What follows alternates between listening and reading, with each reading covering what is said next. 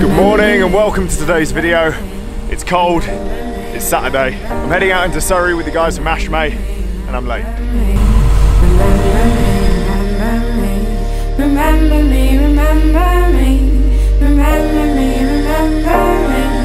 remember me,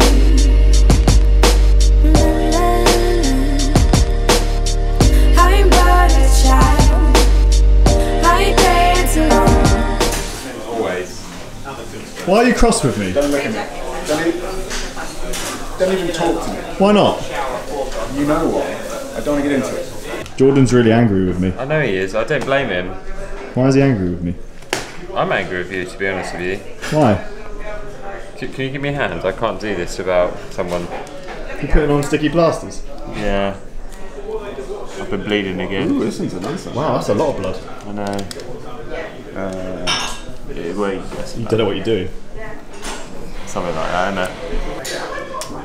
Oh, cheers, Dad. So I'm in trouble with Jordan and Chris because they're going to Flanders to watch the Tour of Flanders. Do you know what today is, boys? I was going to go and then I didn't organise myself in time, so I'm not going to go and I'm going to miss out and it's going to be really fun.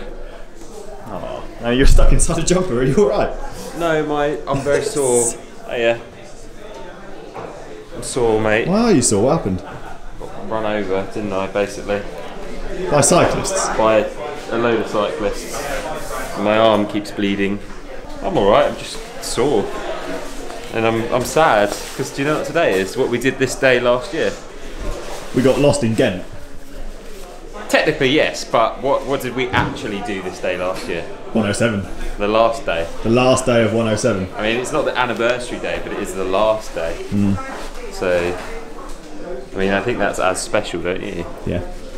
And you're not coming. Well, I'm here. Yeah, but you're not coming. I'm going to smuggle you into the van. He has no idea what fast is. If you do that zoning in and the thing, just stop. What? You got one up and one down. I got here, it was raining. Up, okay, so that everybody knows that their mate is at the top of the climb. Because we won't go anywhere until everyone's Norbert? back together again at the top Well, of the he climb. did a bit of a Tony. I don't want to be and racing he's a off crankshaft. and losing a load of people. So you I'll left get him in back here Cobham? and Stuart will go I bonkers. did. 'cause I won't Hopefully know he's how gone hot home the to find people another are. bike. And So when you will if you see him can on the make a route, I note don't and know. So you might remember last time I did a ride with Ashmay, I forgot to charge my bike, so I had one gear the whole time in the hills.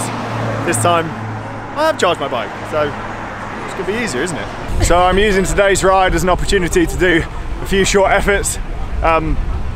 We're just riding steady in between the climbs. I think we've got 4 or 5 climbs, and that's where I'll do them. Nothing too hard, probably just over a threshold to drag it up. First interval done.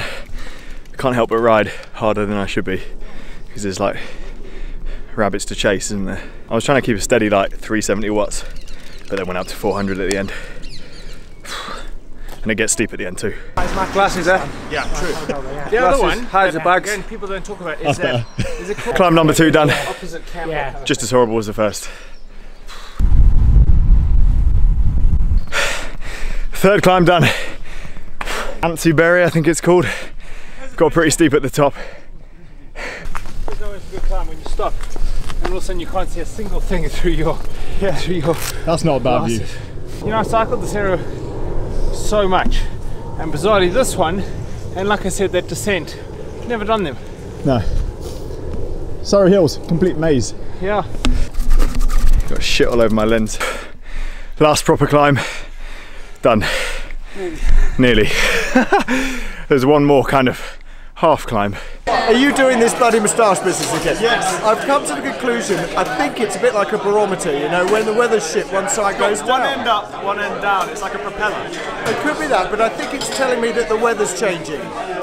Okay, so it's not going well. Let's see if we can change Keep the it up, and then eventually it'll get sunny I outside. need some Viagra for my moustache. Dude, what happened? My crank broke. It's Tony's case. You didn't even make it on the ride. No, I didn't. 6 kilometers in. I could have come and pushed you. Yeah, I was. If that was 20k later, probably you would be pushing me. But So that's nearly 3 hours on the bike. Pretty decent session. Started raining pretty badly at the end, but it's always okay if you're already out riding in it. It was nice to do that interval session actually in a group, because it means the downtime You can sit chatting to people, and then you can still do your efforts on the climbs and no one really minds. A bit more social than hitting up Richmond Park. So I actually have some new parts for an upcoming build. My new bike frame is on the way, and I needed some bits for it. A new bike for the mountains I'm doing with Sean in a couple of weeks' time. Yep, they're pretty light. I thought it might be cool to explain kind of what I was doing today training-wise and what those intervals are designed to do. Basically, the most common way to think about training is with a series of zones. That is zones 1 to 7. Zone 1 being super easy and zone 7 being mega hard. Now, cycling is an aerobic sport. You want your lactate threshold to be as high as possible. Lactate threshold is very close to what you can do for an hour, but really it's the threshold where your body can't process the lactic acid that you're producing quick enough. Making this as high as possible means when you're doing a race, for example, means you're going to be spending way more time under it, therefore not getting as tired. There are two main ways that I use to raise my threshold, and the first one is sweet spot training. I did a video on this with George a few weeks back, but essentially you're working just below your threshold at a lower intensity in order to push it up. It's mentally quite easy to deal with because you're not quite working as hard as when you are doing a threshold effort. Also, your body's able to do it for much longer, so it's fantastic bang for buck. The second method is what I was doing today. Essentially Vo2 Max intervals. This goes right up to 120% of your threshold, and you won't be able to do these intervals for as long. In essence, you're shocking your body and dragging your threshold up. As you can see from what I did earlier in the hills, they're a lot easier to deal with. They're harder efforts, but they're only for about 4 minutes. Think around 3 to 6 minutes, depending on the hill. Mentally, I can just about manage it, so I really like these type of intervals. Combined with sweet spot sessions as well, you can work them into your training plan quite nicely. Obviously, to do this kind of training, you ideally want a heart rate monitor or a power meter.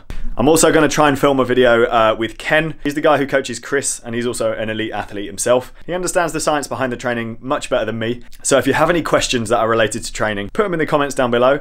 I'll tell Ken, and we'll do the best to answer them. I've had a million questions on Instagram about this guitar as well. It's a Fender Mischief Maker, so Telecaster neck, Stratocaster body, a mix of custom shop pickups, and it sounds like an absolute beast.